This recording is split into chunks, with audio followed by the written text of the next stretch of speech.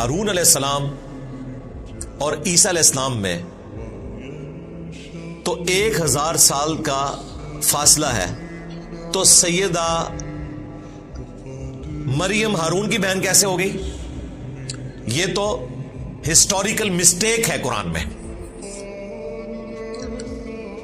انہوں نے بھی پادریوں کی طرح ایزیوم کر لیا کہ قرآن کو یہ زمانی ترتیب ہی نہیں پتا، حالانکہ قرآن حکیم میں سورہ آل عمران میں، سورۃ المائدہ میں انبیاء کی زمانی ترتیب کا بھی ذکر ہوا ہے، سورۃ الحدید میں بھی کئی جگہ، جس میں اللہ تعالیٰ نے ترتیب کے ساتھ بیان کیا کہ ہم نے ابراہیم علیہ السلام کو، پھر ان کی اولاد میں سے اسحاق، اور ان کی اولاد کو پیغمبری عطا فرمائی، اور پے در پے رسول آتے رہے، یہاں تک کہ عیسیٰ ابن مریم کو ہم نے بھیجا، اور اس میں موسیٰ علیہ السلام، ہارون علیہ السلام کا بھی ذکر ہے۔ قرآن تو خود کہہ رہا ہے کہ ان کا زمانہ ایک نہیں ہے، تو قرآن تو یہ غلطی کر ہی نہیں سکتا تھا نا کہ اس سے مراد وہ ہارون لیا جاتا جو موسیٰ علیہ السلام کے بڑے بھائی تھے۔ قرآن تو خود کہہ رہا ہے کہ ان کے درمیان اتنا فاصلہ ہے۔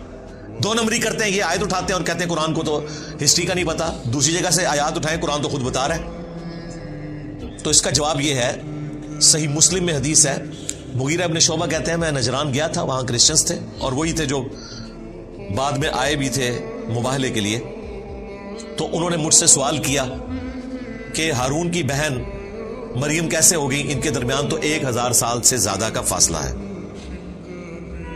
تو میں ان کو جواب نہیں دے سکا، تو نبی علیہ السلام نے کہا کہ تم نے ان کو کہہ دینا تھا کہ بنی اسرائیل کے لوگ اس چیز کو اچھا سمجھتے تھے کہ پیغمبروں کے نام کے اوپر نام رکھیں، تو اتنا تو تم کامن سینس یوز کر سکتے تھے کہ یہاں ہارون علیہ السلام سے مراد موسیٰ علیہ السلام کے بھائی نہیں ہیں۔ اب یہ حیران کن بات ہے کہ ہارون علیہ السلام اور موسیٰ علیہ السلام کے والد کا نام بھی عمران ہے، اور سیدہ مریم کے والد کا نام بھی عمران ہے، تو اس چیز کی وہ پلی لیتے ہیں۔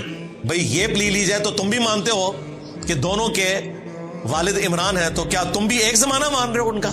نہیں، تو وہ وہی جواب دیں گے جو نبی علیہ السلام نے دیا کہ انبیاء کے ناموں کے اوپر نام رکھے جاتے تھے، نیک بندوں کے ناموں کے اوپر نام رکھے جاتے تھے، اور وہ لیگیسی اس امت میں بھی چلی ہے۔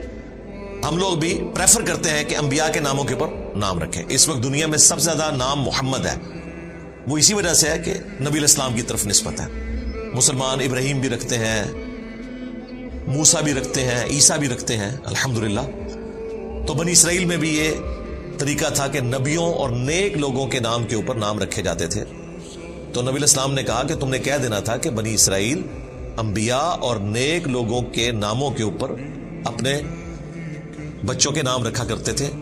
تو اس سے یہ پتا چلا کہ سیدہ مریم کا کوئی بھائی تھا جس کا نام ہارون تھا۔ یہاں ہارون سے مراد موسیٰ علیہ السلام کے بھائی نہیں ہے۔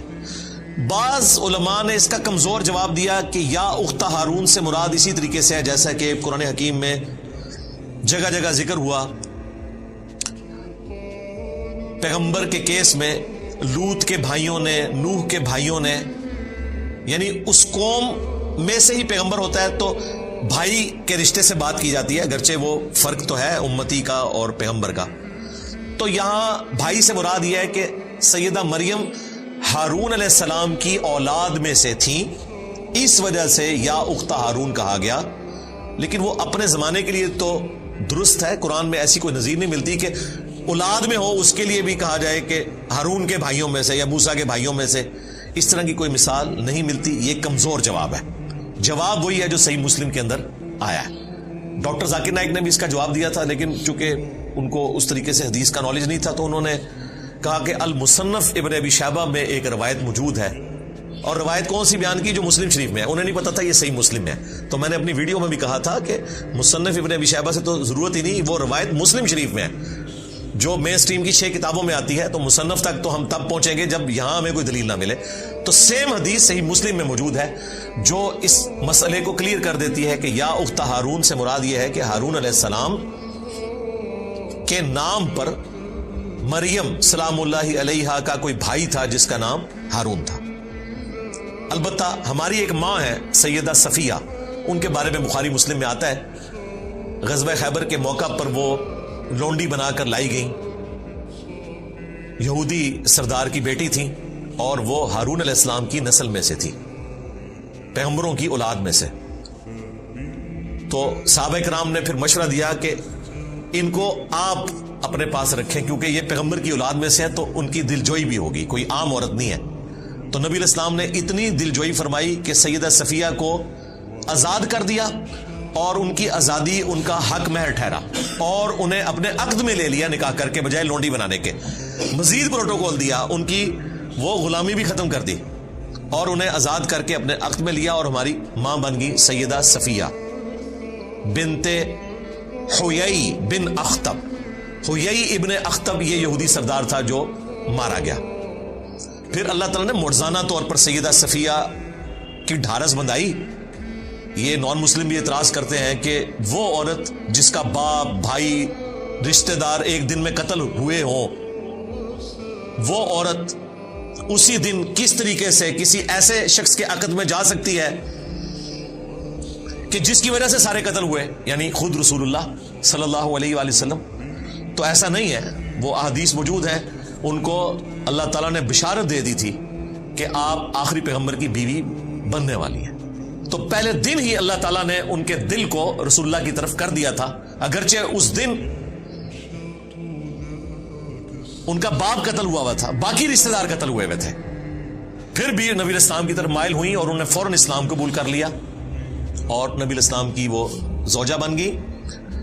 और उनका कद छोटा था, ऊंट पे बैठ नहीं सकती थी, तो नबी इस्लाम ने अपने मुबारक घुटने को रखा और उस पे पांव रख के वो ऊंट पर सवार हुई। इससे यह पता चला कि नबी इस्लाम अपनी बीवियों को कितना प्रोटोकॉल देते थे और अपने पीछे सवार किया।